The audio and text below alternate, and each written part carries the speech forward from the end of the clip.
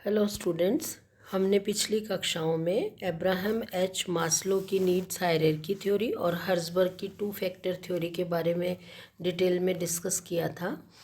दोनों ही विचारधाराएं अभिप्रेरण की महत्वपूर्ण विचारधाराएं हैं और दोनों ने ही विभिन्न प्रयोगों से जो निष्कर्ष निकाले उसके आधार पर अपनी विचारधारा को विकसित किया है।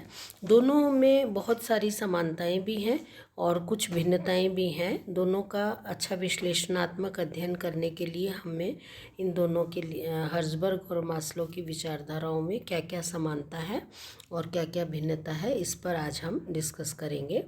तो पहले देखते हैं कि दोनों विचारधाराओं में क्या समानताएं हैं। मास्लो एवं हर्ज़बर्ग की विचारधाराओं में पहली बात महत्वपूर्ण जो है वो ये है कि दोनों ही विचारधाराएं मानवीय आवश्यकताओं पर आधारित हैं। दूसरा, दोनों ही विचारधाराएं कर्मचारियों को अभिप्रेरित करने वाले आवश्यक तत्वों की ओर संकेत करती हैं, इंगित करती हैं। दोनों ही विचारधाराओं में मानवीय आवश्यकताओं का विश्लेषण किया गया है एवं अभिप्रेरणा हेतु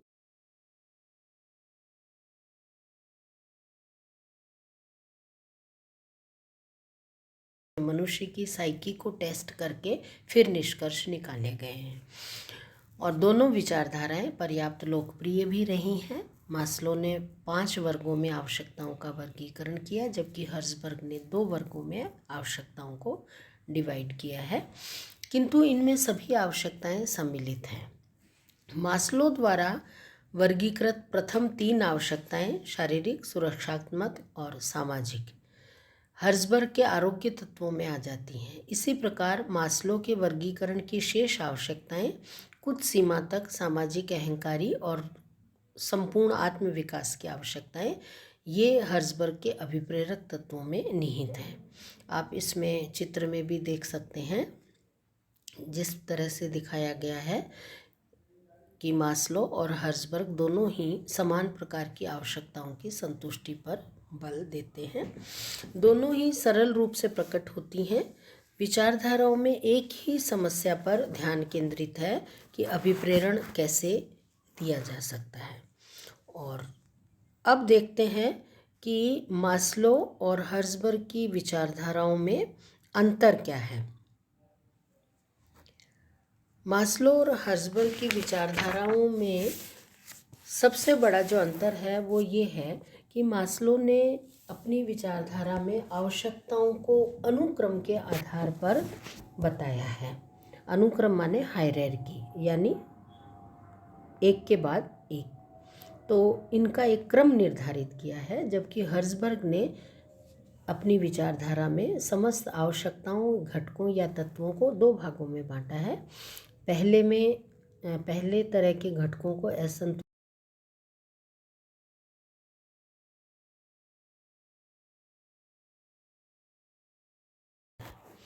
मास्लो ने आवश्यकताओं को उस अनुक्रम में रखा है जिस क्रम में वे उत्पन्न होती हैं, जबकि हर्ज़बर्ग विचारधारा में आवश्यकताओं का ऐसा कोई क्रम का उल्लेख नहीं करते हैं। उन्होंने समस्त आवश्यकताओं को 2 भागों में विभाजित किया है। मास्लो की विचारधारा डिस्क्रिप्टिव है, वर्णनात्मक है, जबकि हर्ज़बर्ग की आदेशात्मक प्रिस्क्रिप्टिव है। मास्लो की विचारधारा का सार यह है कि मानव की असंतुष्ट आवश्यकताएं ही उसे कार्य करने हेतु अभिप्रेरित करती हैं, जबकि हर्ज़बर्ग ये कहते हैं कि व्यक्ति की संतुष्ट आवश्यकताएं या संतुष्टि ही इसे अधिक एवं अच्छा कार्य करने को अभिप्रेरित करती है। मास्लो ये मानते हैं कि आरोग्य घटक भी अभिप्रेरित करते हैं, जबकि हर्ज़बर्ग ये कहते हैं कि आरोग्य घटक अभिप्रेरित नहीं करते, बल्कि कर्मचारियों को असंतुष्ट नहीं होने देने में मदद करते हैं। मास्लो की विचारधारा का मानना यह है कि कोई भी असंतुष्ट आवश्यकता अभिप्रेरणा देती है तथा अभिप्रेरक का कार्य करती है, जबकि हर्ज़बर्ग की विचारधारा यह मानती है कि केवल अभिप्रेरक घटक ही अभिप्रेरणा देते हैं। हाइजीन फैक्टर तो केवल वातावरण को सामान्य रखने में मदद करते हैं। मास्लो की विचारधारा संपूर्ण मानव जाति पर लागू होती है, चाहे वो समाज में कहीं भी रहते हों या कार्य करते हों। यानी मास्लो की जो थ्योरी है वो केवल मैनेजमेंट के पे ही लागू नहीं है,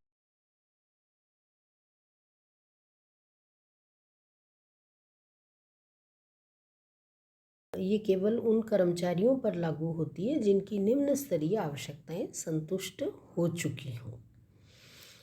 मास्लो की विचारधारा में आवश्यकताओं को निम्न स्तरीय एवं उच्च स्तरीय आवश्यकताओं में वर्गीकृत किया गया है, जबकि हर्ट्ज़बर्ग ने आवश्यकताओं को आरोग्य या पोषक घटकों या अभिप्रेरक घटकों में वर्गीकृत किया है। मास्लो की विचारधारा में यह माना गया है कि कोई भी संतुष्ट आवश्यकता अभिप्रेरित नहीं करती, जबकि हर्ट्ज़बर्ग कहते हैं कि अभिप्रेरक तत्व सदैव ही अभिप्रेरित करते हैं। तो इस प्रकार हमने ये देखा कि मास्लो और हर्ट्ज़बर्ग की विचारधाराओं में बहुत सी समानता भी है और बहुत कुछ भिन्न घटक भी इनके बीच में है, लेकिन फिर भी दोनों ही विचारधाराएं बहुत ही महत्वपूर्ण हैं अभिप्रेरण हेतु और बहुत ही महत्वपूर्ण मार्गदर्शन प्रबंध समाज को देने में सफल हुई हैं।